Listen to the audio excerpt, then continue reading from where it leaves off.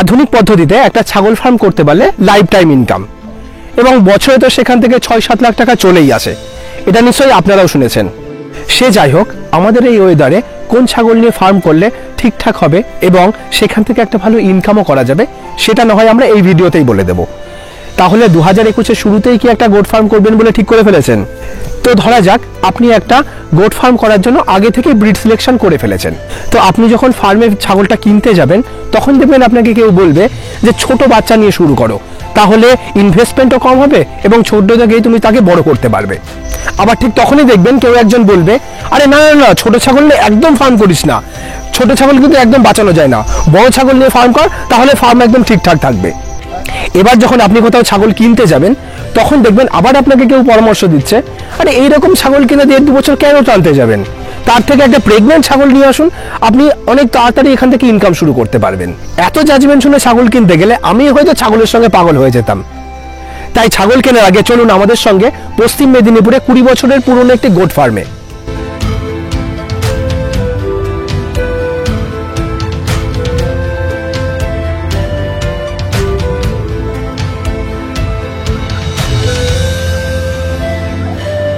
আমাদের কাছে এখানে আপনারা দেখতে পাচ্ছেন ব্ল্যাক বেঙ্গল আছে, বারবারি আছে, আর এই পাশে আপনারা দেখতে পাচ্ছেন সিরোহি, তোতাপুরি, বিটেল, কারলি কোটা, এমনি কোটা আছে, গুজরি আছে, বারবারি আছে, সমস্ত ব্রিডই আমাদের কাছে অ্যাভেলেবেল পাবেন এবং ভ্যাকসিনেটেড ব্রিড পাবেন। আচ্ছা, আপনার ডিওয়ার্মিং করিয়ে ভ্যাকসিনেশন করি। এখানে যত ছাগল দেখছেন আপনারা এসব ভ্যাকসিনেটেড কমপ্লিট আছে।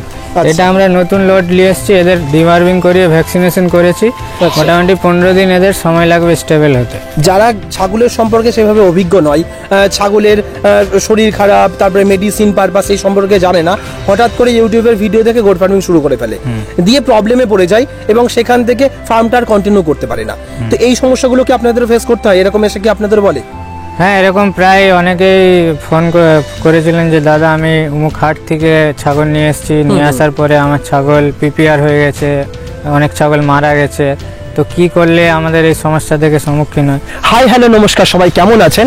আমাদের এগ্রিকালচার ডায়েরিতে আপনাদের স্বাগত এবং সঙ্গে আমি সুশোভন।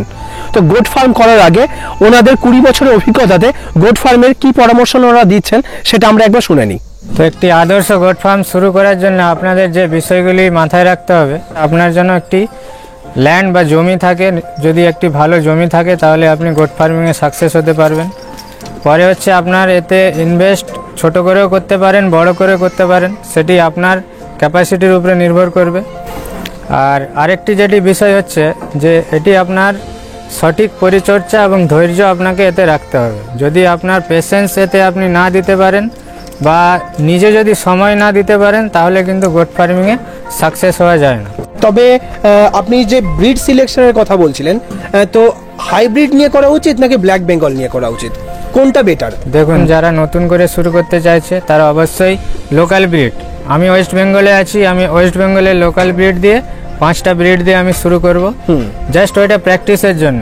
তারপরে আপনি নিশ্চয়ই হাইব্রিড দিয়ে করলেই প্রফিট আপনি করতে পারবেন। তো হাইব্রিড আর লোকাল ব্রিডের মধ্যে পার্থক্যটা কি? পার্থক্য আমি আপনাদেরকে সরাসরি সচক্ষে দেখিয়ে দিচ্ছি। দেখুন, লোকাল ব্রিড এবং হাইব্রিডের মধ্যে ডিফারেন্সটা আপনাদেরকে দেখাচ্ছি। এটা দেখুন পিওর কোয়ালিটির ব্ল্যাক বেঙ্গল, এটা যা বয়স এটাও সেম বয়স, এটা হাইব্রিড, এটা লোকাল ব্রিড। হাইট এবং ওয়েটের ক্ষেত্রে তো একেবারে আকাশ আর পাতাল। এই তো আপনারা দেখতেই পাচ্ছেন, দেখুন এটার বয়স যত এটারও সেম বয়স। আচ্ছা, এটার দেখুন বাচ্চা দুটো, এর বাচ্চার কোয়ালিটি আপনি দেখতে পাচ্ছেন। দেখুন এটা ব্ল্যাক বেঙ্গলের বাচ্চা, ঠিক আছে, এটা ব্ল্যাক বেঙ্গলের দুটো বাচ্চা দিয়েছে। আচ্ছা আচ্ছা। আর ওইটা দেখুন, এটা আমাদের একটু উন্নত জাতের বা হাইব্রিডের বাচ্চা।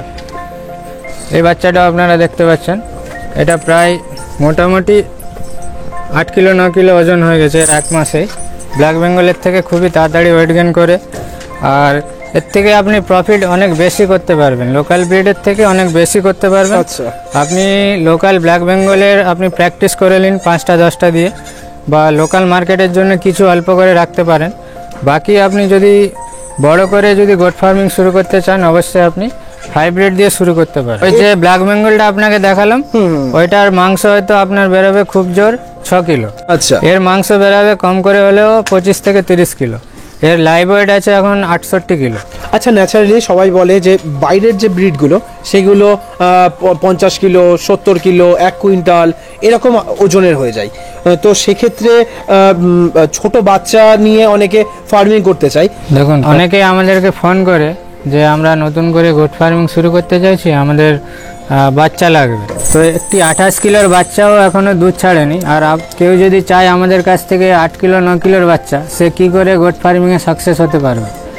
আপনাকে যদি গোট ফার্মিংয়ে সাকসেস যদি আপনি হতে চান, কম করে হলেও 6 মাস 7 মাসের বাচ্চা নিন, 30 কিলো 35 কিলো সাইজের।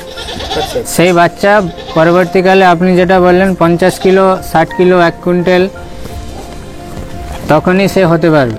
যারা নতুন ফার্ম করছেন তাদের কিন্তু এই বিষয়টা অবশ্যই জেনে রাখা উচিত যে শীতকাল হচ্ছে ছাগলের জন্য সব থেকে ডিফিকাল্ট সময়। এই ডিফিকাল্ট সময় আপনি কিভাবে ছাগলটা ম্যানেজমেন্ট করবেন সেটা কিন্তু জেনে রাখা দরকার। তো যেহেতু দাদারা প্রায় 20 বছর ধরে এই গোট ফার্মিংয়ের সঙ্গে যুক্ত আছেন, তো ওনার কাছে আমি জিজ্ঞাসা করি যে আপনারা এই যে শীতকালটা ভাইটাল টাইম, এই টাইমটা আপনারা কিভাবে ম্যানেজমেন্ট করছেন? দেখুন, গোট ফার্মিং আপনি কোনো নির্দিষ্ট কাল এর জন্য নির্ধারিত নেই যে এই কালেই আপনাকে গ্রীষ্মকালে শুরু করতে হবে বা শীতকালে শুরু করা উচিত নয়, এরকম কোনো বিষয় নেই। আপনি যে কোনো সময় গোট ফার্মিং শুরু করতে পারেন, তবে শুরু করার আগে আপনার জন্য তার বিষয়ে পুরোপুরি অভিজ্ঞতা থাকে। শীতকালে আমাদেরকেও শীত লাগে, এদেরকেও শীত লাগে। আমরা যেমন প্রোটেকশনে থাকি, এদেরকেও প্রোটেকশন দিলেই হবে। আর যেখানে রাত্রে থাকবে, আচ্ছা, তার টেম্পারেচার 26 ডিগ্রি থেকে 27 ডিগ্রির মধ্যে রাখতে হবে। আচ্ছা, তার পরবর্তীতে যখন দিনের বেলা আপনি একটা গ্রেজিং এরিয়াদের প্রয়োজন পড়ে বাইরে রাখার জন্য, তো শীতকালে সেটা কিভাবে আপনারা ম্যানেজমেন্ট করেন? দেখুন, ওইটা আমাদের হচ্ছে ওই মেন সাইড আছে, ওর থেকে আমরা যতক্ষণ না শীতকালে সূর্যটা উঠছে, অনেক সময় ওয়েদার ডাউন থাকে, মেঘলা মেঘলা থাকে, তখন আমরা একটু লেট বার করি। আচ্ছা, তার আগে যদি আমরা দেখি যে খুব বেশি ভালো রোদ চলে এসছে বা যে সবুজ খাবারগুলো তারা খাবে তার থেকে শিশির মরে গেছে, সেই সময়টা দেখে আপনাকে বার করতে হবে। শীতকালে একটু লেট বার করলেই ভালো। যারা নতুন ফার্মাররা ফার্স্টে একটা গোট ফার্মিং স্টার্ট করে দিল, সেক্ষেত্রে তাদের অভিজ্ঞতা না থাকার কারণে শীতকালে ম্যানেজমেন্ট করলেও ঠান্ডা লাগিয়ে ফেলে, ছাগল অসুস্থ হয়ে যায়। তো সেই সময় ছাগলটাকে ঠিকঠাক মেনটেন না করতে পারলে সেটা এক্সপায়ার করে যায়। এখান থেকে কিভাবে তারা বেরিয়ে আসতে পারে? দেখুন, ব্যাপার হচ্ছে ছাগলের আগে আপনাকে ইমিউনিটি পাওয়ার তৈরি করতে হবে। আচ্ছা, কোনো গোট ফার্মিংই যদি ভ্যাকসিনেশন না থাকে কোনো গোট ফার্মে, তাহলে সেই গোট ফার্ম কিন্তু সাকসেস হতে পারবে না। আচ্ছা, আপনার যদি ছাগলগুলো ভ্যাকসিনেটেড হয়, তাহলে নর্মাল সর্দি কাশি যদি হয় তাকে আপনি নর্মাল ট্রিটমেন্ট দিয়ে সাথে সাথে তাকে রিকভার করে দিতে পারবেন। কোনো ছাগলের ধরুন আমি পিপিআর এর ভ্যাকসিন করিনি, আচ্ছা, তাকে যদি শীতকালে যদি ঠান্ডা লাগে, তাহলে সে কিন্তু সাথে সাথে পিপিআর এ চলে যাবে। পিপিআর এ চলে গেলে, পিপিআর রোগটা হচ্ছে ভয়ানক, আমরা সেই কারণেই বলি, ধরুন এই ছাগলটা সুস্থ আছে, ওই ছাগলটার পিপিআর হয়েছে, আচ্ছা, ওর থেকে কিন্তু এর হয়ে যাবে।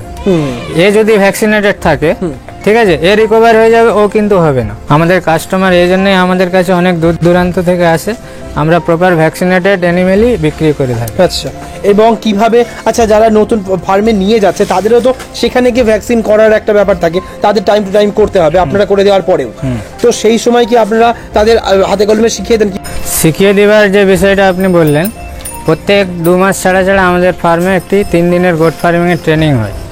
তো যারা নতুন করে গোট ফার্মিং শুরু করতে চাইছেন, তো তারা আমাদের কাছ থেকে সেই ট্রেনিংও নিতে পারেন। আচ্ছা, বা যারা অল্প করে আমাদের কাছ থেকে ছাগল নিয়ে যাচ্ছেন 2টা 4টা 5টা, তারা আমাদেরকে এখান থেকে নিয়ে যাওয়ার পরে কোনো যদি সমস্যা হয় আমাদেরকে হোয়াটসঅ্যাপের মাধ্যমে ভিডিও করতে পারেন, অথবা ফোন করলে আমরা তাদেরকে পরামর্শ দিয়ে দেবো ভিডিওর মাধ্যমে। আচ্ছা, আচ্ছা, তাহলে যারা এখন নতুন ফার্ম করতে ইচ্ছা প্রকাশ করছে বা নতুন ফার্ম করার জন্য বিভিন্ন জায়গা থেকে ইনফরমেশন নিচ্ছে, তো তাদের উদ্দেশ্যে আপনি কি বলতে চান?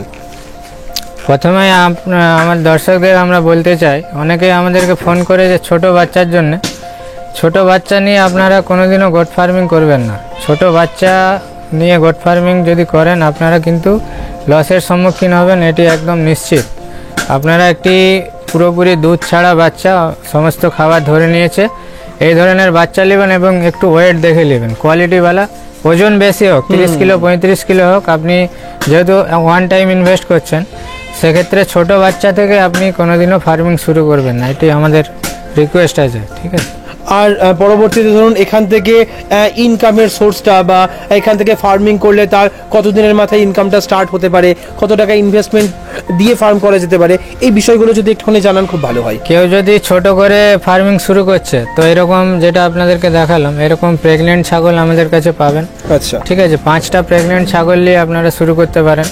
হয়তো সে 2 মাস 3 মাসের মাথায় 10টা বাচ্চা পেল, আচ্ছা, 10টা থেকে সে যদি 5টাও খাসি রেডি করতে পারে তাহলে একটা ভালো দামে সে বিক্রি করতে পারবে। আচ্ছা, ঠিক আছে, মোটামুটি সে 6 মাস 7 মাস পরে সে একটা আর্নিং সেখান থেকে করতে পারবে, কিন্তু আপনাকে এরকম প্রেগনেন্ট বড় ছাগল নিতে হবে। ঠিক আছে, ওকে। আর কেউ ধরুন এখান থেকে যে আরও তো একটা সেকেন্ডারি ইনকাম হয়, অনেকে খাসি কিনে নিয়ে সেটাকে 6 মাস বা 5 মাস বড় করে নিয়ে সেটাকে মার্কেটে বিক্রি করে দেয়, সেরকমভাবে শর্ট টার্ম ইনকাম কি সেভাবে করা সম্ভব? দেখুন, খাসি নিয়ে কেউ যদি করতে চায় তাহলে তার ইনভেস্ট কিন্তু বারবারই হবে এবং তার অভিজ্ঞতা কিন্তু অর্ধেক রয়ে যাবে। অর্ধেক কেন রইবে? খাসি ছাগলের কিভাবে কি ছাগল বাচ্চা দিচ্ছে, কখন কি হিটে আসছে, খাসি ছাগলের ক্ষেত্রে এই সমস্ত অভিজ্ঞতাগুলো সে অর্জন করতে পারবে না। তো আপনারা যখনই ফার্ম করবেন তখন অবশ্যই কোনো অভিজ্ঞ মানুষের সঙ্গে পরামর্শ করবেন, আপনার মার্কেটটা অবশ্যই একবার যাচাই করবেন, আপনার মার্কেটে কোনটার চাহিদা বেশি এবং তার পাশাপাশি কোন ছাগল নিয়ে করলে আপনারা বেশি লাভ করতে পারবেন, এই বিষয়গুলো অবশ্যই ভালোভাবে যাচাই করে নিয়ে তবে ফার্ম করবেন এবং ভালো জায়গা থেকে ছাগল কিনবেন যেখানে ডিআর্মিং করানো আছে, ভ্যাকসিনেশন করানো আছে এবং চাইলে আপনারা সেই জায়গায় লাইভ দেখে সেই ধরনের ছাগল কিনে নিয়ে যেতে পারেন। কলকাতার সাইড থেকে আসতে চায় ওরা ধর্মতলা থেকে ডাইরেক্ট আমাদের মেদিনীপুর বাস স্ট্যান্ডের বাস আসে। ওকে, ঠিক আছে, সেই বাসেও আসতে পারে, 3 থেকে 3.5 ঘন্টা সময় লাগে। এছাড়া হাওড়া থেকে হাওড়া মেদিনীপুর লোকাল 8 ঘন্টা ছাড়া ছাড়াই আপনারা পাবেন। সেই ট্রেনে বা রেল স্টেশনে নেমেও আমাদেরকে ফোন দিলে আমরা রিসিভ করে নেব। তাহলে দাদার সঙ্গে যোগাযোগ করতে পারেন, দাদার কন্ট্যাক্ট নাম্বার আমরা ভিডিওর স্ক্রিনে এবং ডেসক্রিপশনে দিয়ে দেবো এবং এখানকার অ্যাড্রেস লাইভ লোকেশনও দেওয়া থাকবে। আপনারা চাইলে এই ফার্ম ভিজিট করুন, এখানে এসে দেখুন এবং এই ফার্মটা দেখে আমাদের সত্যিই ভালো লেগেছে। এখানে একদম পরিষ্কার পরিচ্ছন্ন গোছানো একটা ফার্ম, যেটা একটা আইডিয়াল ফার্ম হয়ে উঠতে পারে। তো পরবর্তীতে দাদারা আরও নতুন আপডেট নিয়ে আসলে সেটা আমরা দেখানোর চেষ্টা করব এবং আপনারা ওনাদের সঙ্গে কথা বলুন, আশা করি আপনারা যথেষ্ট কিছু জানতে পারবেন এবং ওনাদের যে 20 বছরের অভিজ্ঞতা আছে সেখান থেকে কিছুটা পেলেও হয়তো আপনার ফার্ম করতে অনেকটা সুবিধা হবে। তো আজ ভিডিও এখানেই শেষ করছি, পরবর্তী ভিডিওতে আবার নতুন কোনো টপিক নিয়ে ফিরে আসবো। আপনারা সকলে ভালো থাকবেন, সুস্থ থাকবেন, বাই।